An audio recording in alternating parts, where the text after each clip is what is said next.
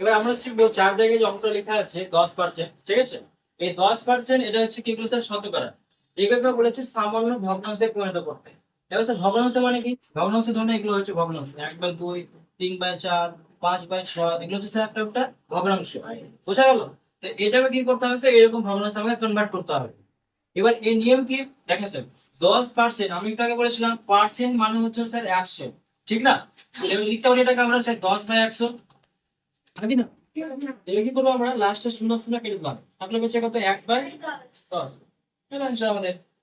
বুঝা গেল? হ্যাঁ। নেক্সট কোশ্চেন স্যার 2 নম্বর কত লেখা আছে বলেন? 2 নম্বর কি লেখা আছে?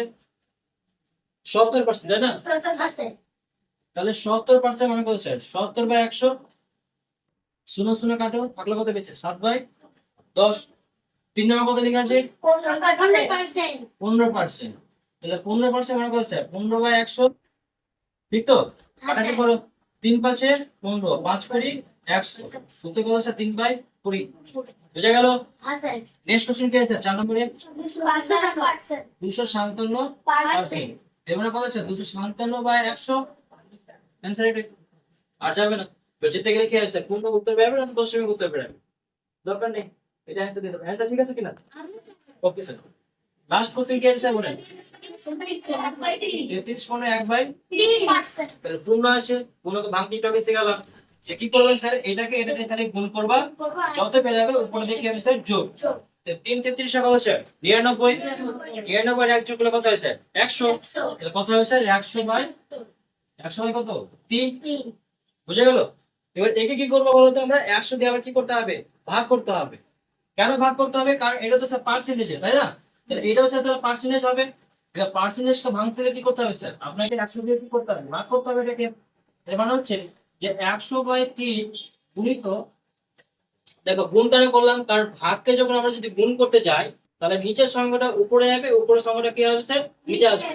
যদি বুঝতে না পারো এইভাবে দেখো, ধরুন কত লেখা আছে? 3/5 ভাজক 4/6 লেখা আছে। তো এটাকে যদি আমরা গুণ করতে চাই তাহলে কি হবে বলতো? 6/4 হয়ে যাবে। বুঝা গেল? এখানে যেমন কেমন আছে দেখো, একটা দেখাচ্ছি। যেমন ধরো কথা লেখা আছে 1/100 গুণিত 2/100, সরি ভাগ হচ্ছে দেখো, ঠিক আছে?